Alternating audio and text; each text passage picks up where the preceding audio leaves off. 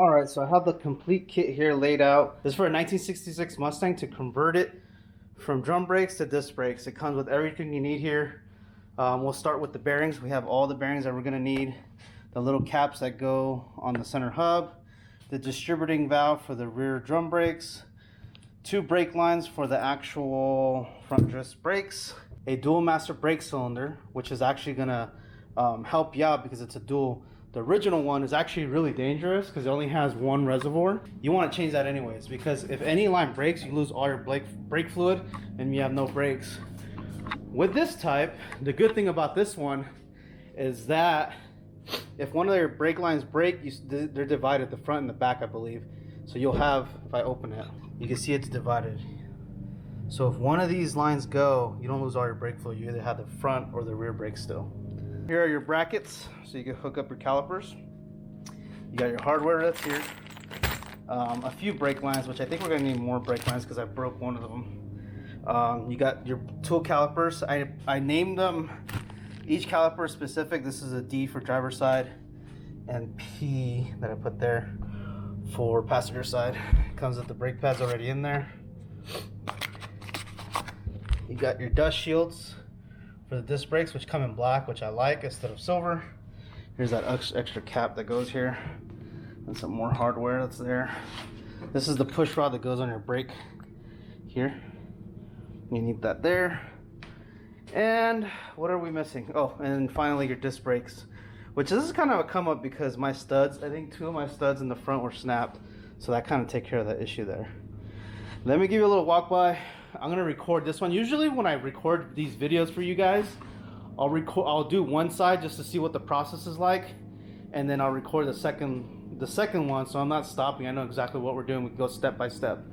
So far on this side, we already went ahead and removed the drum brake, and we painted this whole side already. So it's already prepped. I power washed it, cleaned it. It's nice and good. So I'm gonna go ahead and finish assembling this off camera, and then I'll go ahead and continue on the other side, and that's the side I'll be recording. So let's get to it. He actually gives you a picture-by-picture installation guide on his kit, and this kit comes from Chocostang. I'll get into depth and I'll talk about it more. So I kind of wanted to show you guys that because that's kind of cool. So you can see it has step-by-step on how to do this whole swap. It doesn't have any info on the master cylinder, the brake master cylinder, but it should be straightforward. The good thing is that we need to know what goes first, the bracket or the shield. So it looks like he puts the bracket first, then the shield, and he already has it prepped like how we do. That was a picture I showed you earlier, how I had, or showed you guys I had my car prepped already. So let's go ahead and get to it. I thought that was pretty cool. It was a nice touch of this company. That's why I'm going to highly recommend you guys go with them. Not only is it going to be the cheapest option for you to get these disc brakes, but it gives you a step-by-step on all this stuff. So let's get going on this project. We're going to go ahead and take off this dust cap. It's the first thing we need to take off. We're going to use a flathead screwdriver and a hammer. There you go. You won't need this, so you can throw this away. The next thing we need to take out is this cotter pins. You're going to need like a needle nose. You're going to straighten out these pins like that. And what I do is I kind of hammer them out, hit it back out, get these out. You can throw this. Well, I recommend you replace it. The kit does not come with one, so you're going to have to save it if you want to reuse it. Highly recommend to replace it. You can buy it at Harbor Freight. They sell a pack of 20 for like a few dollars, or any auto parts you can buy a lot of these. This is just like a little locking kind of washer kind of deal. This pulls straight out like that. And the next thing we're dealing with is this nut. I just used an adjustable, not that tight. Look, it's like loose. Hand tight, that's what it was. These are supposed to be tightened when you're first setting bearings. I think it's 20 to 25 pounds. And then you turn it back a turn once, and then you torque it down to 10 to 15 pounds. So you got to save this. Don't throw this away. This does not come in the kit. So the next thing you're going to do is you're going to hit it with the hammer right here, because that bearing needs to get offsetted. Actually, by hand it worked. On the other side, I do it by a hammer. So what fell out, let me show you guys, was this bearing that was sitting in here. that bearing's gonna come out. Well, it's actually, this is how it sits. There's a bearing that sits in here, and then you got this washer that you're gonna have to keep, okay? Don't throw it away, or you're gonna have to buy a new one. It does not come in the kit. And then this washer goes in there. All right, I'm gonna drop a bunch of grease on my floor. And sometimes these things are easy, sometimes they're hard. If you start having trouble, just hit it with the pry bar. I'll show you guys right now. Or usually, like this one's gonna be really easy, I can already tell.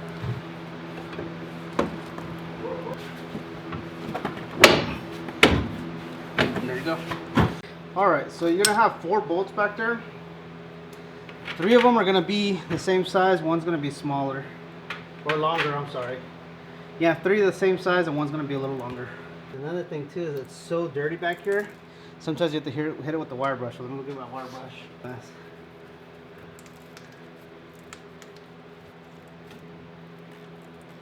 You have one on the top.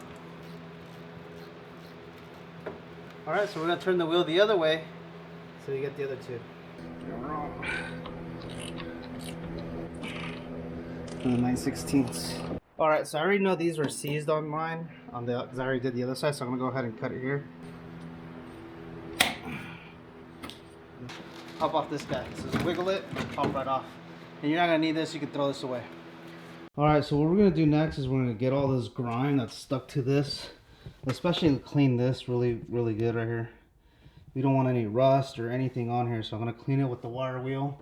This drill that I bought at Harbor Freight.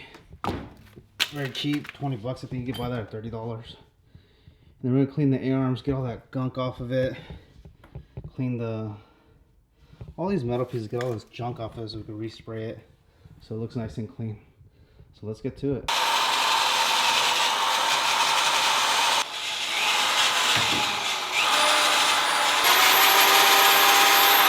Alright, so we got our power washer set up. I already grinded it all down. The next step you're going to do is put some simple grease so we get to grease all the oil and stuff that's on there. So just saturate every piece of the metal you're going to power wash. Alright, we're going to start power washing.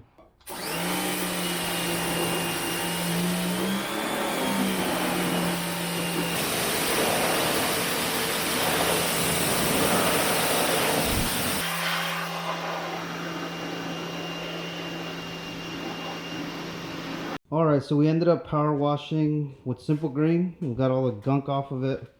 And then I just taped this part up right here, the spindle, because that's where the bearing spins. You don't want to damage that part. So we're going to let it air dry for a little bit. And then we'll paint it. I'm going to move on to the rotor. I got to put the bearings in the rotor, so let's get to that. So we're going to do, on this one, we have to put the bearing in the back first. So before we even do that, I have to pack the bearings. So you're gonna need some high temp bearing grease. You can get this at any automotive location, any automotive shop, like AutoZone, Kragen, O'Reilly's, whatever you have. I'm gonna recommend you get plastic gloves because it's gonna be a dirty job. Okay.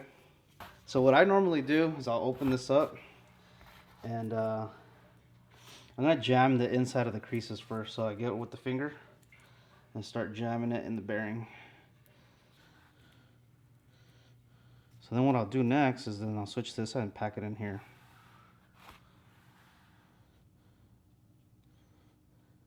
Then what I'll do is I'll stick it in here like that. And I'll start rubbing it in like that on the bearings. Get it in, the bearing's all good. Alright, so we packed the bearing really good. We're gonna also pack it in here a little bit. Go ahead and get this, kind of start throwing some in here. Then you're gonna get your bearing and throw it in here, okay? Make sure it's nice and flush. Okay, actually let me dump some more in the bearing. Then what you're gonna do is you got to put a seal on it, and this is very important. You don't want to damage the seal. You put this here, back this up. Clean off the edges where it doesn't need to be on there. You have to clean that really good with brake cleaner. Okay. The seal is going to face with the red side facing down. You're going to use this to hammer it with this. Because if you hammer with this, you're going to bend it. You're going to need a regular hammer.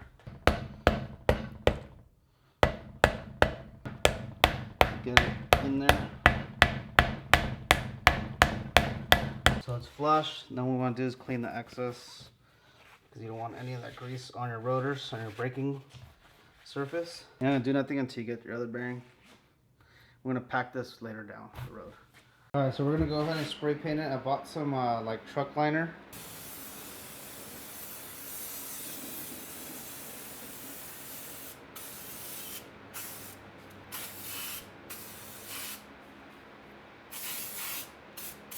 All right, so we're done spray painting this section here. So we're gonna go ahead and cut off the masking tape on this spindle. What's gonna go on next is your bracket.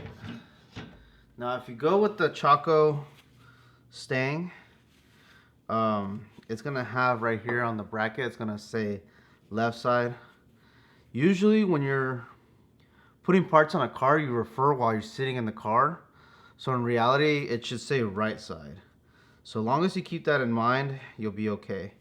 So this bracket is going to go like this, like that, okay? That's the way the bracket goes. Does that make sense?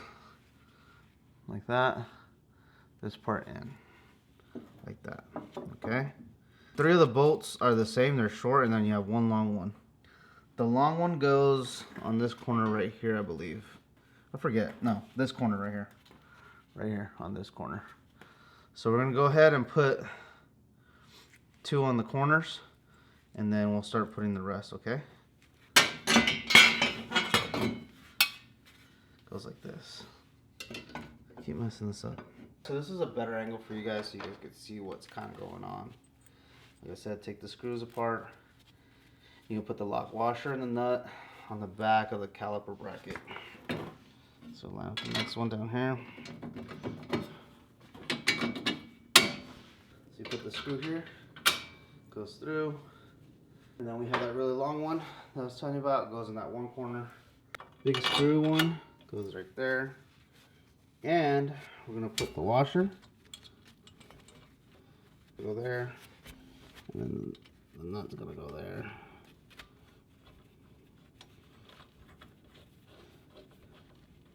So right here's the manual that I purchased on Amazon, and it gives you the torque specs for everything on your Mustang. So it's for 1964.5 to 73, and then the way it works, there's a table of content right here, and chapter 9 talks about brake system.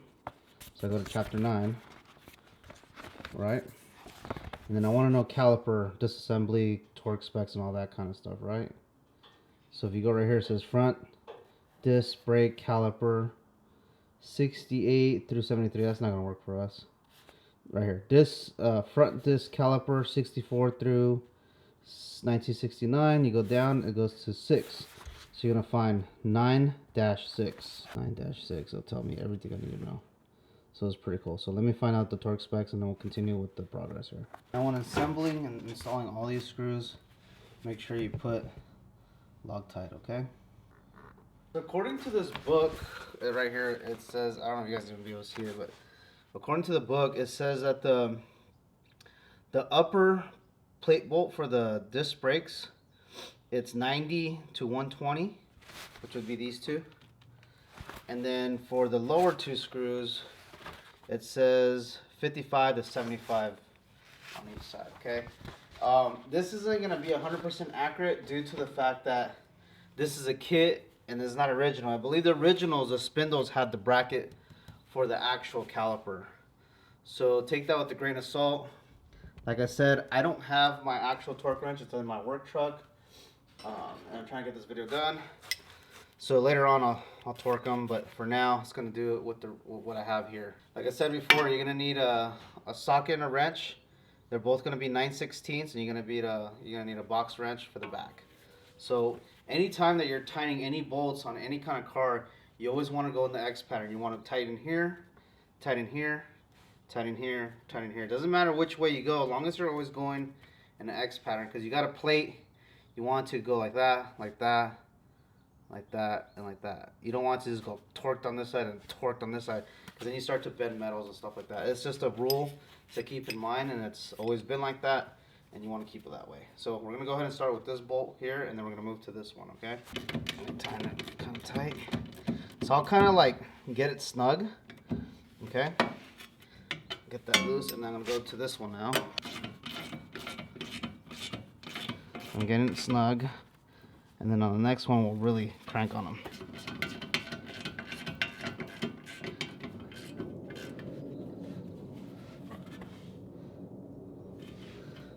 If you guys are more old school guys watching this channel, I don't mean to insult you guys. I'm doing these videos more for the younger generation so we could preserve these old cars. I know there's a lot of guys out there that work on imports like I do.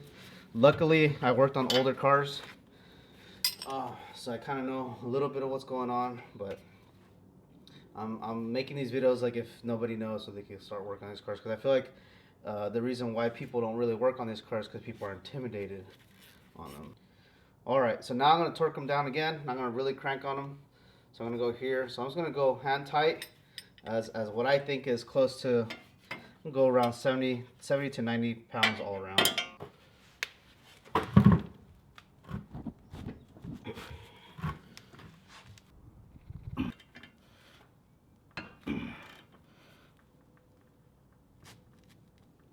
Alright, that's torqued down really good. Okay, that's pretty torque wrenched. I got it pretty torqued down, so now the next thing, so we'll go ahead and put our caliper back on. Alright, so I jumped the gun on the caliper thing. We're not going to put the caliper just yet. So we're going to go ahead and put grease on here like we did on the other bearings, on the wheel bearings. Make sure our gloves are disposable because this is messy.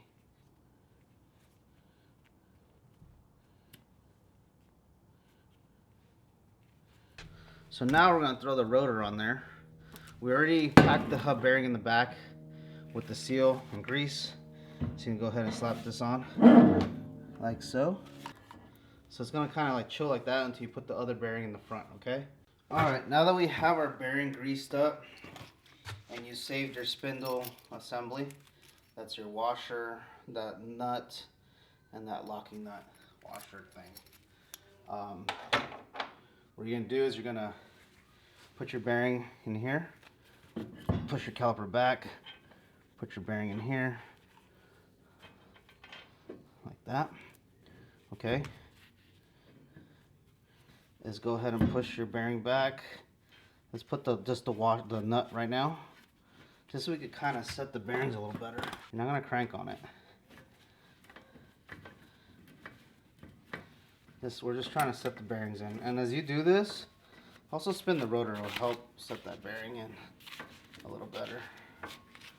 Okay, so we got a good amount of thread now. Back it out, and you're gonna put your washer back in.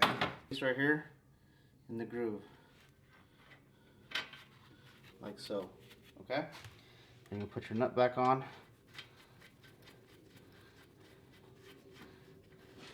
And I'm going to give you the torque specs for this as well. Okay, give me a second. I made a note of this one. So this one's going to be accurate to what Ford has on their manuals. You're going to tighten it to 17 to 24 pounds, okay, foot-pounds of torque of the torque wrench. Then you're going to back off half a turn. So you're going to like put the wrench here, put the wrench here, and then you're going to torque it back down to 10 to 15 pounds. That's factory from Ford, okay? Like I said again, I don't have my torque wrench with me. It's in my work truck. My work truck's not here. So what I'm going to recommend is spin it while you tighten it, okay? So the bearings sit nice. This is all hand tight right now. It's not even close to any of those pounds that they recommended. Alright, so now it's like kind of snug. Okay, this thing's spinning pretty freely. I'm going to torque down on it. On my body. Let's spin it.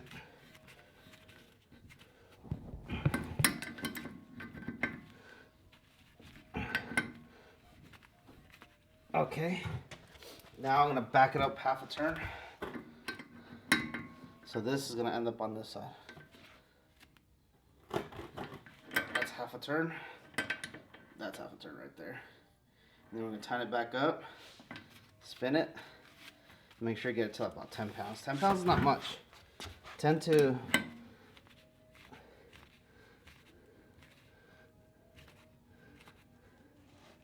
That's about right there. Okay.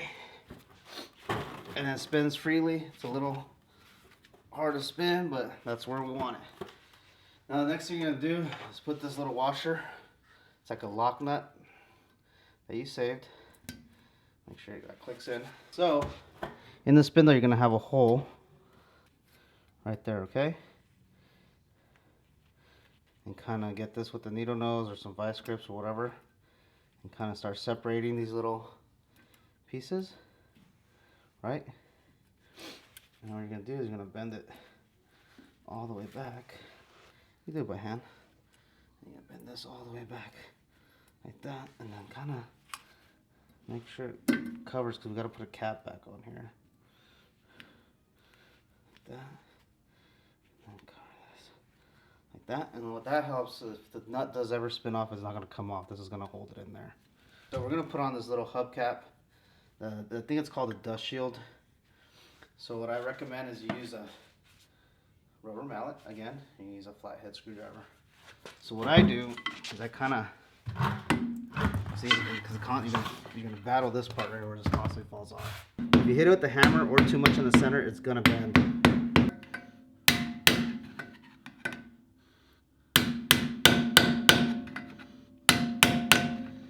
Is to clean your rotors from that shipping grease.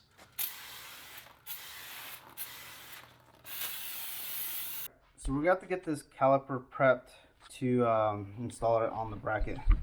So we're gonna have to remove the brake pad retainers brackets, and we're going to use, the size is going to be 9/16. You can use a deep socket or a shallow socket, whatever you like. Remember, lefty loosey, righty tighty.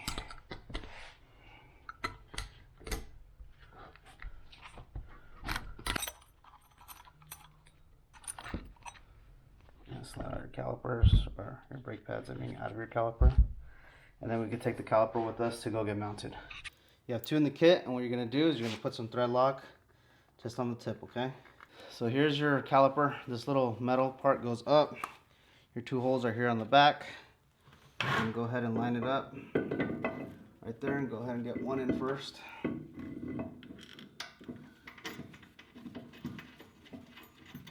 So from Ford, the torque specs for these two bolts, or the caliper bolts, is 45 to 60 foot-pounds. The socket you're going to be using is 5/8. I've been struggling to put this caliper on for like the last 45 minutes. I gathered that the dust shield is kind of blocking, because the other one, I noticed it was kind of grinded down right here, and it wasn't really giving me issues. So I'm going to go ahead and cut this. I don't have a grinder with me right now, but I do have a sheet metal cutter.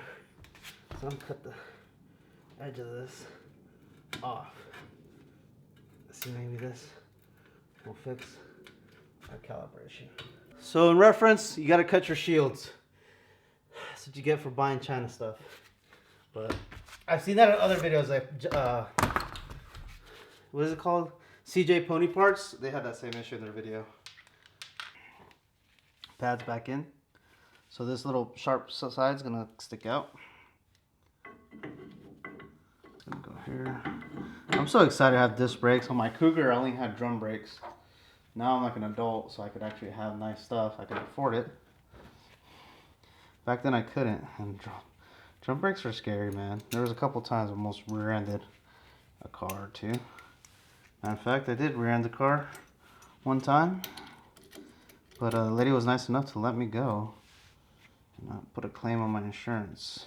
It was in the morning. I was going to school in a city called La Puente, California. I was going to school in Covina, and I was running late to work, to school, and sure enough, I was trying to change the radio, because I had the radio in my glove box. I hid the CD radio in there, so I wanted the original look, and I didn't have enough pressure on the brake. Luckily I had a brake booster, and the car was creeping at a stop light. I was making a left going onto the freeway, and we're waiting for the light. I'm behind this lady. She's going to school, drop off her kids as well, and Sure enough, backed right into her. You know, and now I was contemplating on running away. I'm not gonna lie, I was, and then I kind of felt bad. My conscience kicked in, so I just pulled the rest of it. But those are the kind of things you go through when you grow up. I highly don't recommend you do that. That was a dumb choice. She would have probably caught me. My Cougar was pretty slow. Little 289, the C4 automatic transmission on it. You know, I was scared. This is the brake line.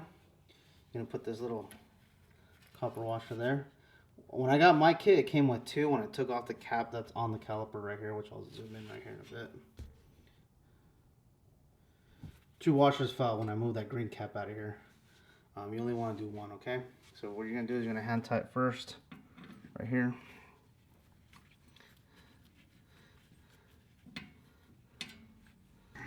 You're gonna box wrench.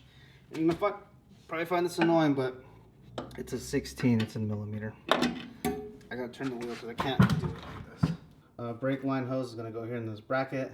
I cut the other one because it was so hard. It had welded each other, so I just went ahead and cut it. Here's the original line up here. So we got to remove this old cut brake line hose.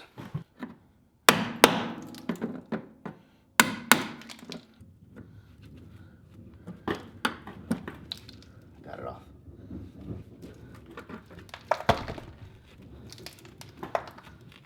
I gotta clean this up a little bit. So in here, right there. So you can see the little lip is gonna go up, okay? The lip goes up. If you look at it sideways, you can see a lip facing up. You put it in here, push this thing up, and you're gonna hammer it in, okay?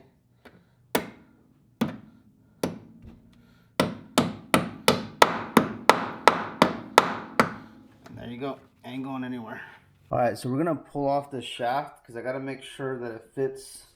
It's the same length as this one because the shaft's way too long. If it's the same length as this one, then we need to get an adjustable brake shaft. So the only way I know how to take this off is to do this. Is basically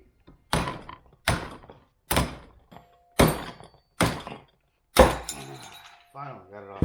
So what ends up happening is I put lube inside of it, and that kind of helped loosen it because your prying is this little thingamajig here. So they're the same length as this one.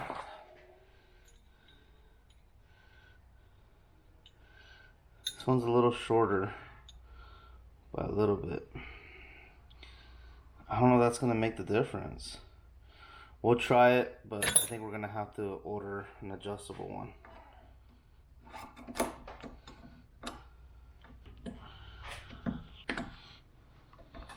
Alright, so we'll give this one a try and see what happens. So right now we're gonna bench bleed the dual brake master cylinder. What you have to do first is install these little caps. These are two different sizes. The front one being smaller, the back one being bigger. What you're gonna do, we'll get a vice grip. Crescent wrench. Tighten this one a little bit. I wouldn't fill it all the way to the top because it's going to shoot out. Just cover it that has coverage. And we're going to get all the air bubbles out. So I'd be happy with something like that. I'm just using AutoZone Brake .3. So we're gonna bench bleed this thing. What you want to do first is hand tighten these little nuts on here. You're gonna push in a little bit, okay? And you loosen this by hand, and tighten it back up, and go back out, and kind of start pumping it. And you can do the same for the front. You're gonna push it in a little bit, let some air out. Fluid's coming out. That's a good sign. And then start bleeding it. Like just the front is shooting out. The back's not really doing anything. Interesting.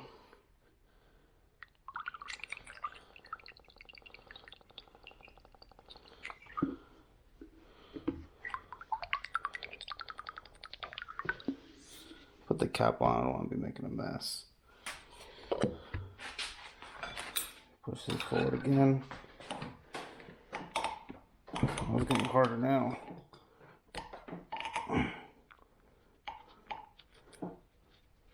Fluid's almost coming out of that one. Oh wow. It is really hard now. I don't know if maybe because of this. Let's see. There we go. Yeah, both sides now. We got both of them. So I'm gonna push it a little bit. Fluid's coming out. That's a good sign. Alright, so it's bench bled. Once the fluid starts shooting out on both sides, you're good to go. Alright, update on installing my brake master cylinder and my Chocostang proportioning valve for the rear brakes. So I bought this bracket on, it was a recommendation from one of my buddies that builds Mustangs. Actually the guy I bought the car from. I'll put the link below. This bracket makes the car look a lot cleaner instead of it just dangling and bracketing against the wall. I had to make some drills, but I made a hole to bracket that, so it looks really clean. Looks like that's how it should have came. Brake lines, especially like when they're very narrow like this, are a pain in the ass. So you're gonna basically have to make your own custom brake lines. What I ended up doing, since this car was so, obviously it's old, it's 50 plus years old, my brake lines were corroded, so when I did the front disc, it actually snapped. So I ordered a complete kit from this company here, Classic Tube, and I ordered just the OEM one that comes with the single bowl master cylinder. It came with extra lines, and I kind of just made my own lines. They don't look the prettiest. They're not the prettiest, I'm going to tell you that right off the bat. But for me, as long as it works, I'm happy and I can move on to the next project because I have so many things to do. So you're going to have to reuse your proportioning valve, the stock one that's right there. Since this was an automatic, it was mounted like right where the clutch master cylinder goes. So I had to dismount it and lower it. And you can see the brake line, the OEM one. That's the OEM one. Usually it ran up here. I bent it and made it run on the bottom under the steering column. And then you can see the left one, you can see how I hooked it up. And then you put a cap in the back. And then I'm gonna go ahead and start mounting this. I just wanted to do a quick review of this guy real quick. I'm gonna mount this and show you how it all hooks up. But I basically just hand bent all these lines to make them work. I actually bought a kit to make my own. I bought it from Amazon, which was Chinese. It was 3/16, but the double flaring tool was not a 3/16 size. It said it was, but it wouldn't work. So I'm going to return that to Amazon, and I want to keep moving forward. So I just bent the OEM lines to make them work. But yeah. So let me go ahead and mount this on, and then I'll start filming again. Okay, so right here is a good shot of my new dual master cylinder. And you can see that I have my, this guy down here is a distributing the proportioning valve, how much fluid goes to the rear drums. So the way I ran it is, I got to look at this again, but it seems like, okay, so the rear one on this master cylinder, that rear one is your front disc brakes. So that has to go to your distributing block, the one that comes originally equipped, which is very tucked away, and I don't know if you guys are gonna be able to see it. It's down there, you see it? And the front bowl, which goes here, goes straight to my proportioning valve, and I'll zoom in so you can see where it goes. See, it goes right there. So there's that block that was originally equipped with the car that distributes all the brake lines to each corner of the car. So in reality, that block right there, the distributing block that's made out of brass, that is just for your front brakes now. So in the back, which I can't really point, but with my finger, in the back piece that's facing the firewall, I can't zoom in any closer. Let me see. It's going to have a cap, okay? In the front of that distributing tube is going to go up to your master cylinder, up here. The top one that I showed you in the back, that was back here, is going to go to the front of the distributing block. Okay? Now right under it, there's another one that's going to go to your wheel well, which is going to feed your driver's side brake line on this side. Okay? And then the one just right behind it, I hope this makes sense to you guys, man. I'm so sorry. The one right just behind it, closer to the firewall on the bottom of it, goes and wraps around back here. You can see my motor's already in. Wraps around the firewall and goes into this side. All right. So here's a little sketch that I created to make this thing work. And I'm sorry if I misspelled. I'm not the best speller in the world. So you guys understand what we're dealing with. I'm going to show all the parts and then I'll break it down so you guys understand how I kind of figured out to make it work for my car. All right, so this little block right here is original to the Mustang. This is the actual distributing block, which I'll show a picture here from CJ Pony Parts. That's this part. Mine was actually a 4-port. So it meant it had a port here, it had a port in the back, and 2 on the bottom. So it was a 4-port distributing. I think they also have a 5-port. And my Mustang originally came automatic, and it came with a single bowl master cylinder, and we're upgrading to a dual bowl. This is my brake master cylinder here, the new version, and then in line here, the in and out with the little knob right here, that is actually my proportioning valve that adjusts the brake lines going to the back of the drum brakes. And this bracket, this is just the bracket that goes to the inner wells of the car, inside the car, which I didn't use. It's actually just holding by brake lines. I gotta bolt that down at some point. This right here is the firewall of the Mustang, okay? So I kind of laid it out so you could see the lines. This is not really how it's sitting. This is actually sitting on top of here. And then this is sitting under the brake master cylinder. But anyways, this is kind of like sitting, if we're in the engine bay and we're the header looking at the distributing block. This is the picture of that, okay? And this is the firewall. So the way I have it hooked up is the back, you're gonna plug it, okay? The back you're not gonna use, so you're only gonna use 1, 2, 3 lines to make this work. You're gonna plug the back. Next 2 easiest ones, these are the ones that are gonna be the lines in the front on the bottom of this distributing block. The one that's in front that's facing the radiator core, this is front of the Mustang. This one that's radiating is going to be for your front left driver's side brake line, okay? Front left. So if we're sitting in the car, it's going to be the driver's side brake line, okay? So it's going to be the closest to this whole setup with the brake master cylinder and everything. The one in the back that's closest to the firewall of the Mustang, that's going to go to your front right passenger side brake line. That's easy. You already knocked out 90% of the brake lines, or let's say 60. You got plug and you already ran the 2 front brake lines. Now this is where it gets a little difficult, okay? So now you have the front one that's right in front, that's facing the front radiator core for the Mustang. This front line that goes here, you're gonna run it to your brake master cylinder, and this is the front too, okay? This is the front bowl, this is the rear bowl, and this is the firewall.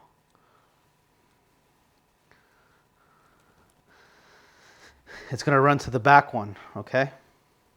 And you're done. Now you have 1 line left to run. Then this is the brake master cylinder, the front one that's facing the front radiator core, the front one. You're gonna go and hook it up to the end of your proportioning valve, which is the one that adjusts how much fluid goes to the back. And then you're gonna hook it up going back to the rear brake lines. And this one was the only original line that I used, and it's gonna be coming out of the transmission tunnel on the driver's side somewhere. That's the only one that I used originally. And actually on the rear differential, those snaps, I had to change those. But to complete the kit, this is all you need. And hopefully this makes sense to you. Like I said, leave comments down below if it makes no sense to you. I'm sorry this video is probably 40 minutes long, but I think it's important. You guys can skip through it to get to the most important parts, but that's what I did. You could take a screenshot of that. And sorry if I misspelled anything. So hopefully that makes sense to you guys. I'm trying to do my best to describe this part because I think this is very key to doing this conversion from drum brakes to disc brakes. The one other thing that I didn't mention in the video too is when you're bleeding that brake master cylinder, that dual one, when you put your caps, you saw when I was opening those caps, and I don't know if it's specific enough in the video, I was compressing it with the load before I open those caps, because if you open the caps with it uncompressed, you're letting air back into the system and you do not want that. So make sure when you bleed that system, you pump it and then you push it in and open it, and air is going to come out. That's a good sign. Once you start seeing bubbles pumping out as you pump it from both carriers and it gets really hard, you're good. You bench bleed it perfect. The other thing I want to talk about is all your new brake lines that you're installing. Make sure you tighten the heck out of it, because I thought I had them tight. I still had air going into them. So you got to really crank on them, because if you don't crank on them, I'm talking all your brake lines, and you can watch YouTube videos about it. People getting air in their lines is because they don't, you got to crank it. Like, it feels like you're about to snap it. Like, honestly, I would what I would do is crank it where you feel like it's good, and then maybe go like another 6 inches on a wrench, or 3, or, you know, not 6 inches, but move the wrench from here to like here. So go from like 1 o'clock to like 6 o'clock. Then you know it's on there tight. And trust me, you're not going to break it. That's with new lines. Old lines, I don't know, but I'm talking about the steel, the new lines that come from that company, Classic Tubes or Classic Tubing. They work perfect. I bought them on CJ Pony Parts. I'm sure you can get them anywhere. And like I said, the lines that I bought were stock replacement for the single bolt setup and front drum brakes. I didn't get the disc brakes. I don't know if you go with disc brakes, you get better stuff, but the way I bought it worked. I just had to like rebend. You're gonna get ones that are like very loopy. They do like 2 loops like that. I unbend it and made it work for me. So basically unbend those lines and just make it work. And trust me, this is the hardest part of the whole build. And I didn't videotape any of the install of the brake master cylinder. It's pretty easy. There's YouTube videos out there. All there is there's 2 bolts on the backside, and then you have to unhinge the pedal from the brake master cylinder. Matter of fact, I'll go down there and get some shots so you can see what it looks like. So right there is your brake light switch with the cotter pin that's there. And there's your clutch master cylinder rod.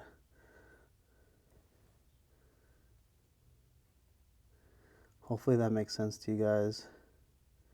That's what it looks like. And I didn't film any of this because it was such a struggle to work down there and film. It's one of the hardest things to do when it comes to automotive, is getting big cameras to fit in small spots, and then GoPros suck in the dark. So it's a constant battle with this thing. That's what it kind of looks like. So that wraps up this video. I hope this video helped you guys on the install. I try to do my best on this video. So if you guys have any questions, please leave comments down below and I'll do my best to answer them. Installing the front disc brakes is not bad. It'll take you 2 or 3 hours. It's dealing with the brake lines and all that stuff to make it work properly. And the brake's great. The car stops. Obviously, it's not like Brembo brakes. But it's no longer drum brakes, it's somewhere in the middle. But anyways, that's the install. If you have any questions, please leave comments down below. I love you guys, and I'll catch you on the next one. More?